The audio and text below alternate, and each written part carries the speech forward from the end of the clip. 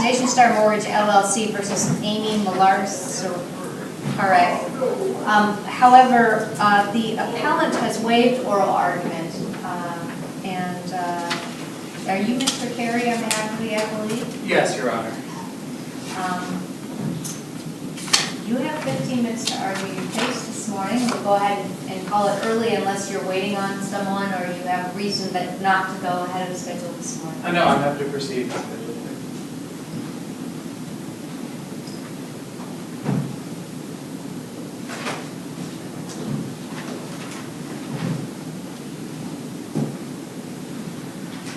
If you would approach this podium. I'm sorry, thank you. Thank you. You have 15 minutes to argue this morning. We've read the briefs and we're ready to see what you are. Well, good morning. May it please the court, my name is David Carey. I'm here on behalf of the appellee, Nationstar Mortgage.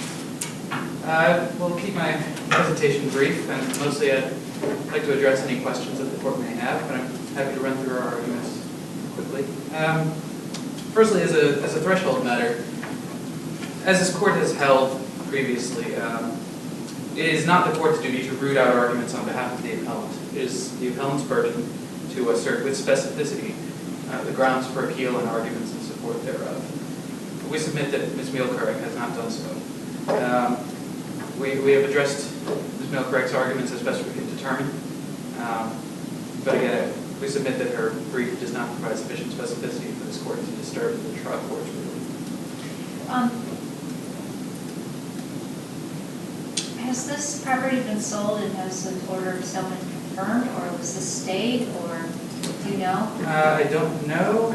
That's okay. I'm sorry, I don't have that information in front of us. And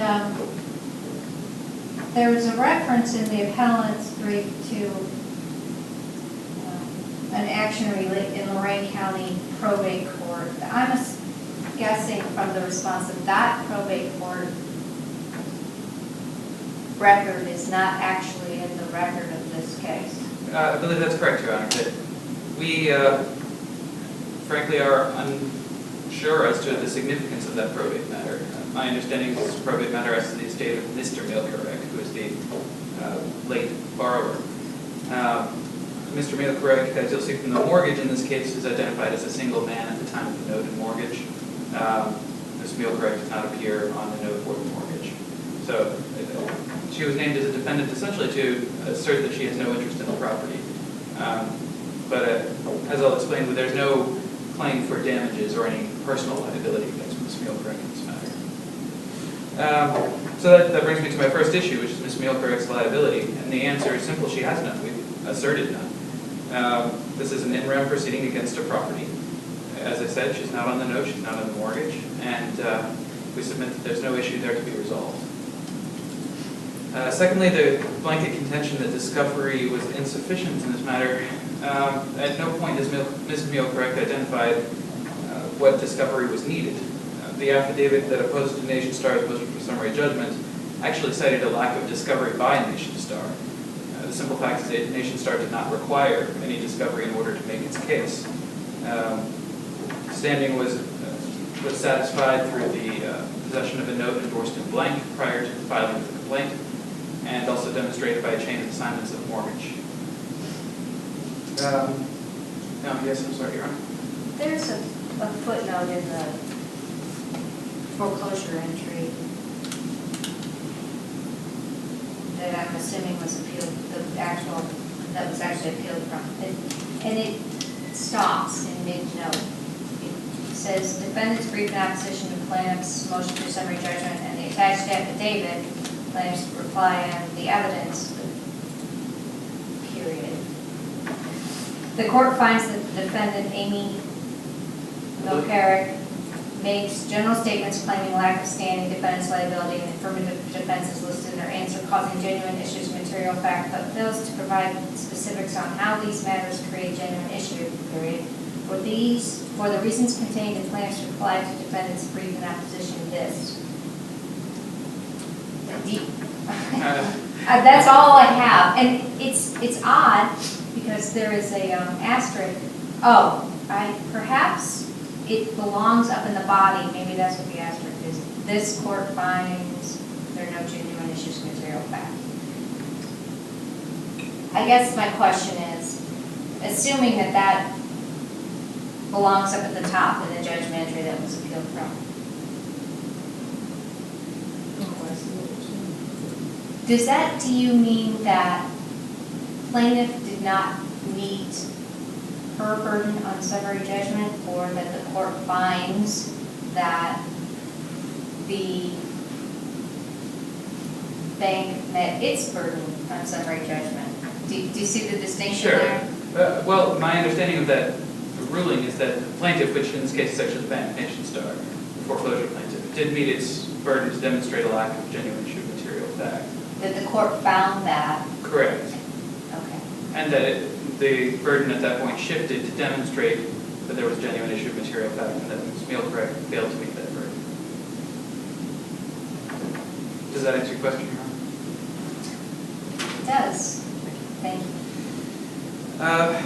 Moving forward to the probate case that Your Honor mentioned, again, there's no explanation provided, and to be frank, Nationstar is in the dark as to why that probate case would be relevant to this proceeding. I'm sure there are outstanding matters related to Mr. Mielcarek's estate, but As a surviving spouse, though, she has statutory rights. that would be my understanding, but how that affects this proceeding, I'm not sure. She didn't flesh that out, apparently. Yes, that's correct, she did not. And then as a blanket matter, Ms. Mielcarek asserted a lack of standing on behalf of Nationstar, and as I mentioned earlier, Nationstar submitted in support of its motion for summary judgment the affidavit of Brett Kuczynski, who states his knowledge based on a personal review of Nationstar's business record that Nationstar was in possession of a note endorsed in blank prior to the filing of the complaint. As this court has held, a note endorsed in blank, the possessor of a note endorsed in blank is the holder with right to enforce that note. Simultaneously, there was a chain of assignments demonstrating that the original mortgagee assigned its interest to Bank of America, who in turn assigned it to Nationstar on January 25th, 2013. The complaint in this matter was filed on July 1st, 2014. So this affidavit and supporting documents demonstrates that Nationstar was in possession of both note and mortgage with right to enforce prior to filing the complaint, therefore had standing. And finally, Ms. Mielcarek again argues without explanation that the damages in this matter are in dispute. Once again, there are no claims to damages. This is a proceeding to foreclose any interest in the property. No damages against Ms. Mielcarek are being claimed. Well, might it be what's due and owing? Yes, I believe that's where the appellant is going with that. There is no evidence that was attached to Ms. Mielcarek's opposition to the motion for summary judgment to demonstrate what payments were made and when. There was simply a blanket statement that the payments were inaccurately reflected in Nationstar's motion for summary judgment. As cited in our brief, it's simply not enough to meet the shifted burden under motion for summary judgment standard to simply assert that the opponent is lying, or rather that their statements are inaccurate. Affirmative evidence must be introduced. And Ms. Mielcarek did not do so at summary judgment, and now here we are on appeal, thus past the time for introducing new evidence. And from Nationstar's perspective, that is essentially its position in this case. I'm happy to take any questions of the court with that.